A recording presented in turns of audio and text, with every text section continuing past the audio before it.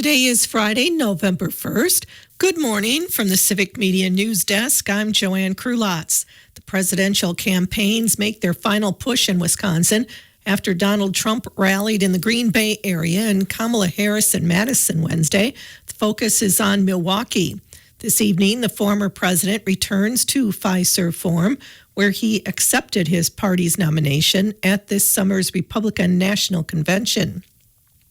Vice President Harris holds a rally and concert around the same time at State Fair Park in West Allis, featuring musical acts including the Isley Brothers, Glorilla, and Flo Milli. Both events start at 7. The days leading up to the election next Tuesday can be a stressful time for some people. UW health psychologist Shyla Murgain says you should focus on the things you can control. Murgain says chronic stress from the election can impact your physical health by lowering your immune system. Murgain says you should also put down the phone and take a break from social media while also getting outside and exercising. Murgain says on election night, give yourself breaks from election coverage. The Wisconsin Hospital Association Information Center has released its annual guide to Wisconsin hospitals for fiscal year 2023, which shows Wisconsin hospitals and health systems are continuing to experience financial pressures compounded by challenges from the previous year. The report indicates a sustained period of low margins and ongoing financial challenges. Between fiscal year 2021 and fiscal year 2023, hospitals experienced a 40.8% decrease in their operating margins, with 82 out of 167 hospitals reporting a decline. 55 hospitals, approximately 33% of all hospitals in the state, are now operating at a loss. Health systems also reported a 117.8% decrease in operating margins, reaching negative 0.8% in fiscal year 2023. Safety net hospitals, which serve populations with higher Medicaid coverage, are also reporting losses. In fiscal year 2023, 38.1% of Wisconsin safety net hospitals, 32 out of 84 such facilities, reported financial losses, up from 33.7% in the previous year. Additionally, hospitals are dealing with rising costs.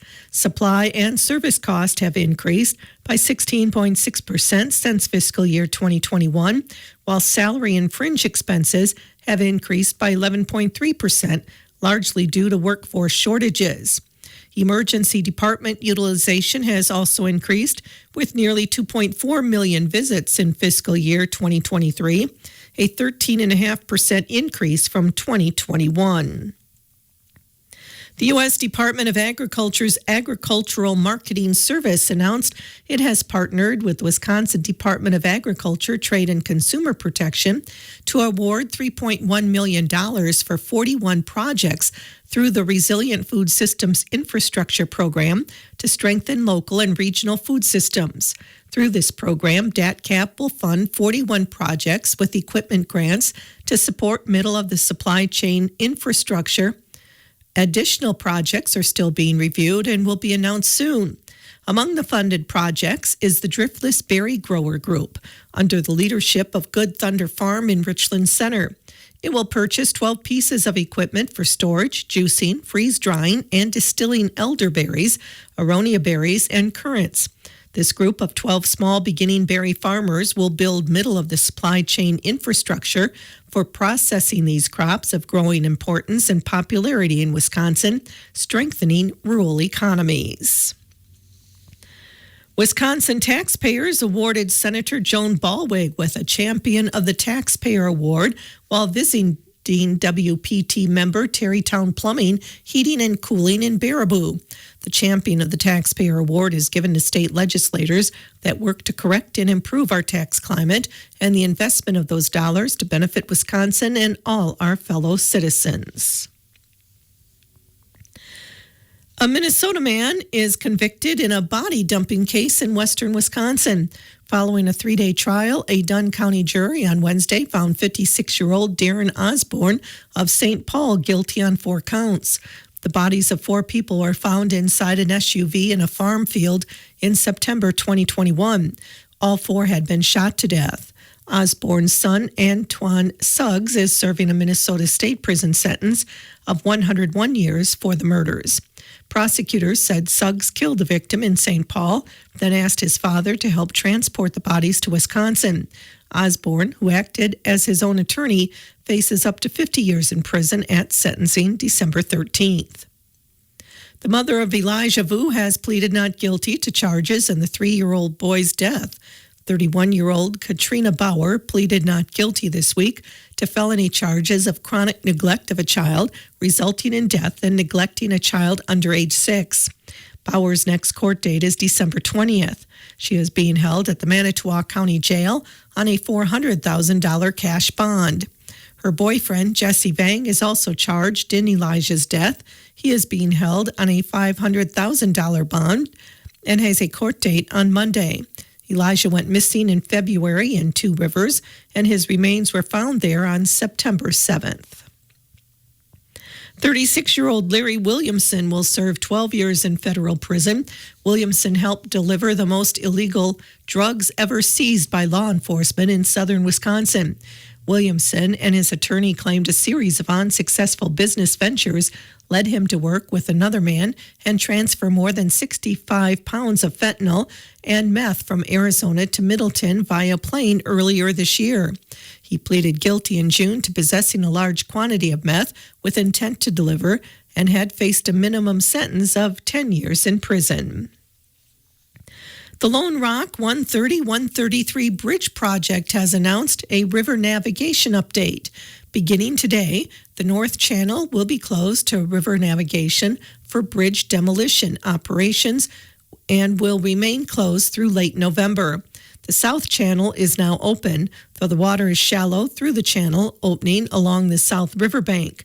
Please take caution. Motorized boats are not recommended. Daylight saving time ends Sunday at 2 a.m. Clocks will fall back an hour to standard time. As we fall back this Sunday with the end of daylight saving time, Ready Wisconsin encourages people to take advantage of the time change to create a safer home for themselves and loved ones. Carbon monoxide alarms are important for keeping your family safe from this harmful gas if it leaks from furnaces and other appliances.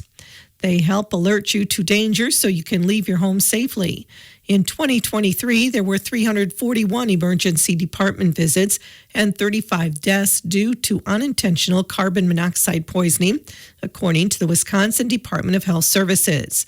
Carbon monoxide alarms should be installed in a central location outside each separate sleeping area and on every level of your home. Batteries in these alarms should be replaced at least once a year. The carbon monoxide alarm should be replaced around every 5 to 7 years based on the manufacturer's instructions. Smoke alarms are also a critical early warning tool that can help alert you to a fire in your home. According to the National Fire Protection Association, 3 out of every 5 home fire deaths occurred when smoke detectors were either not present or were not working properly.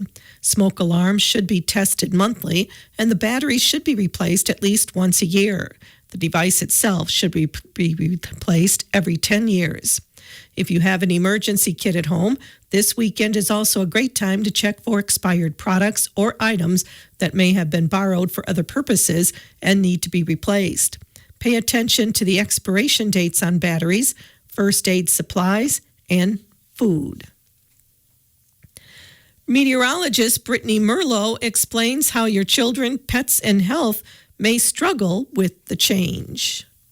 On Sunday, we get an extra hour of sleep when the clocks fall back an hour at 2 a.m., resulting in earlier sunrises and earlier sunsets. People with seasonal affective disorder suffer with the shorter days and less sunlight of fall and winter. While this change gives us an extra hour of sleep, the time difference can still cause confusion and disruptions to the schedules for kids and pets. The Journal of Clinical Sleep Medicine says the shift in time change has been associated with increased heart attacks, strokes, abnormal heart rhythms, sleep disruption, mood disturbances, and even suicide. Experts recommend to begin to alter your bedtime now, gradually, to accommodate for the change. People tend to feel more tired with the less light. A common chemical that regulates that is called serotonin. and that comes from the sun. So it's important to increase your exposure to sunlight during the day, especially in the morning. Be sure to get plenty of rest, get exercise, be active, and make sure to eat a well-balanced diet full of fruits and veggies to regulate your mood cycle. And you can also consider a light therapy lamp. They're designed to simulate natural sunlight and help you. Experts say it's also okay to take naps if you feel fatigued, but limit the nap to 30 minutes and take it before 3 p.m. And standard time will last until March 9th, when we will again spring forward with the return of daylight saving time. I'm meteorologist Brittany Merlot. The Wisconsin Department of Transportation reminds drivers to be alert for deer on and along roadways to avoid potentially dangerous crashes. Deer crash numbers typically increase in October and November in Wisconsin as more deer move around during peak mating season. Deer are most active during the early morning and evening hours. Be sure to use your headlights as daylight transitions to dusk and deer become more difficult to see, especially as daylight saving time ends November 3rd. In 2023, there were more than 16,000 crashes involving deer in Wisconsin, killing 14 people and injuring 585 people. Staying alert is an important step to be safe this time of year. The top 10 Wisconsin counties for crashes involving deer in 2023 include number 2 Dane with 802 and Grant at number 9 with 490. Deer are unpredictable and may freeze or change directions. To avoid hitting a deer, drive at a safe speed, eliminate distractions, and make sure everyone is buckled up. Crash injuries are less severe or can be avoided when everyone wears a seatbelt. Scan the road ahead carefully. If one deer crosses, watch for more. If you see a deer, honk your horn to urge them to move away from the road. If you cannot avoid hitting a deer with your vehicle, brake firmly and stay in your lane. Avoid sudden swerving, which can result in a loss of control and a more serious crash. If you do end up hitting a deer, get your vehicle safely off the road if possible. If someone is hurt or the deer is in an active portion of the road, call 911. If no one is hurt and your vehicle and the deer are off the road, contact local law enforcement. Stay buckled up inside your vehicle and wait for help. Getting out of your vehicle and walking along a road is always dangerous. Never attempt to move an injured deer. Motorcyclists are at a greater risk of injury in a crash involving a deer. Of the approximately 16,000 deer crashes last year, 196 were motorcycle crashes, resulting in 11 fatalities and 53 serious injuries. This means there is about a 33% chance that a motorcycle deer crash will result in a fatality or serious injury compared to less than 0.1% in auto or light truck deer crashes. If you cannot avoid hitting a deer with your motorcycle and there is enough space to swerve around it without leaving your lane, brake and adjust course as needed.